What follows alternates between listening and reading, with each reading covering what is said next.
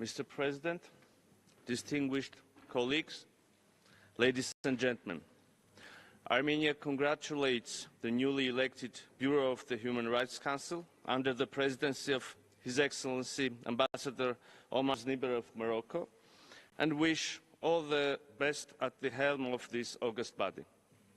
A year ago, from this very stage, the United Nations Secretary General warned of rising public disregard and private disdain for human rights.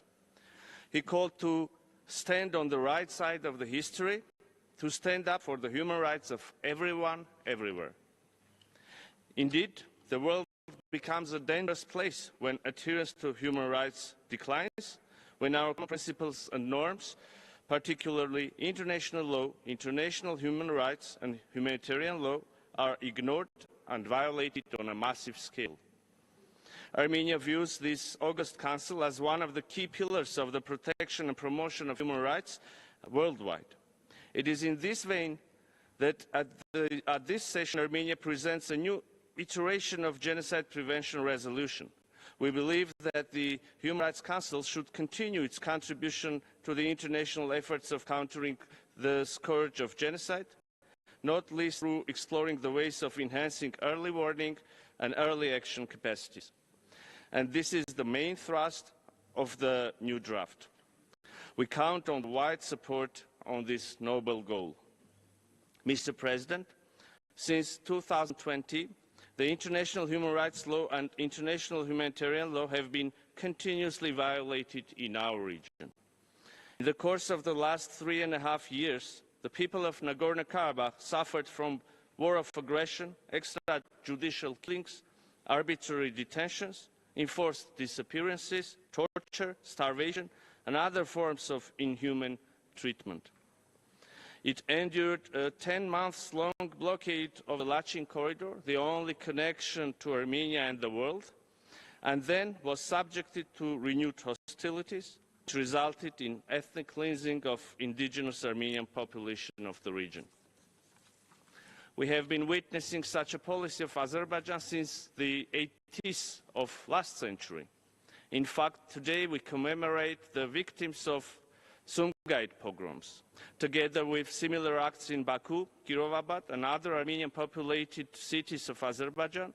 Around 360,000 Armenians were forced to flee their homes, deprived of all their rights, including right to property, and find refuge in Armenia. Earlier, due to the same style implemented policy, Armenians left their homes in Nakhichevan. Ladies and gentlemen, in the case of Nagorno-Karabakh, there was no shortage of early warning signs of the looming atrocities. The list includes statements from the United Nations Secretary General, High Commissioner for Human Rights, and Special Advisor to the UN Secretary General on the Prevention of Genocide, orders of ICJ, public communications of UN Special Procedure mandate holders. However, this was not enough for the international community, and I quote the Secretary General again, to stand on the right side of the history, to stand up for human rights. Approximately 145,000 people were forcibly displaced from Nagorno-Karabakh and relocated to Armenia between 2020 and 2023. Here I should state that the government of Armenia undertakes all necessary actions to address the needs and rights of these people.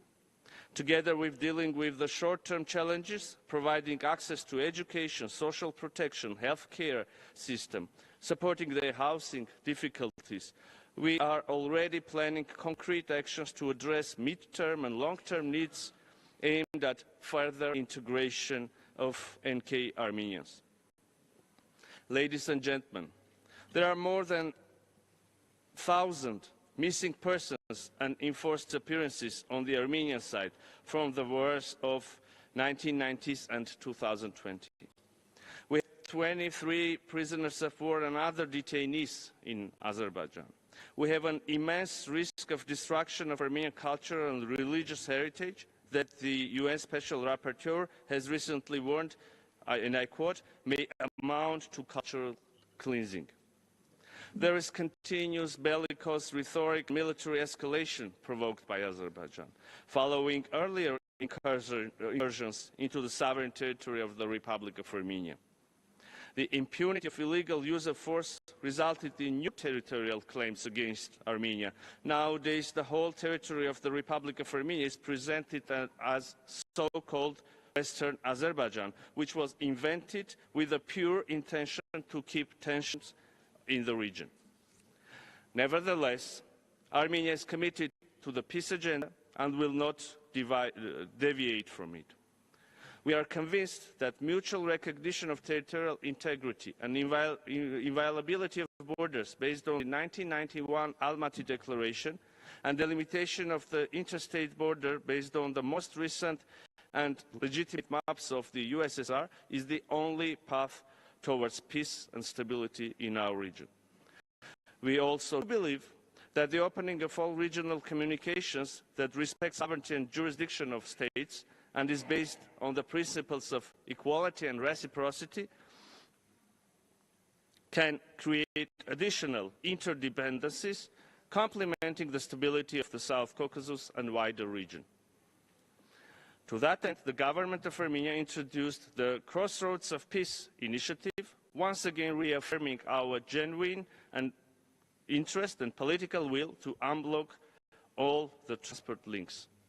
Concluding, I would like to underline that against all odds and challenges we have been facing, Armenia continues its path towards the consolidation of democracy, and we are proud of the remarkable achievements that have been registered. The recent accession to the Rome Statute is only one, albeit a major step in this regard, that stands as the token of our unwavering commitment to uphold human rights. Armenia is also taking considerable steps to further strengthen the rights of women, children and other vulnerable groups, improve the labor rights and social protection mechanisms. And I thank you. I thank Your Excellency. Now I give the floor to Mr. Abdullah Ali Al Yahya, Foreign Minister of Kuwait.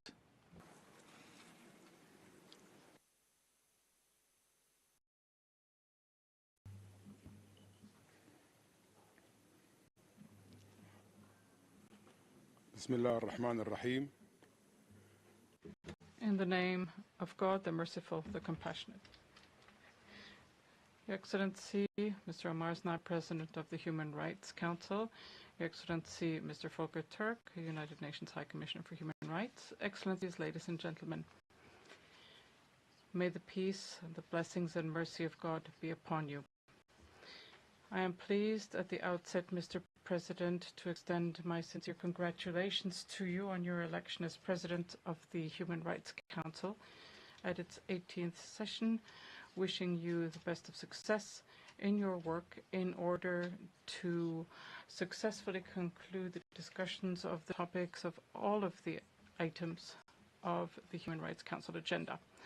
It is a pleasure to be with you today at the 55th session of the Human Rights Council, which follows directly on our celebration of the 75th anniversary of the Universal Declaration of Human Rights, which we celebrated here 2 months ago in December of 2023, and we stressed our full and firm commitment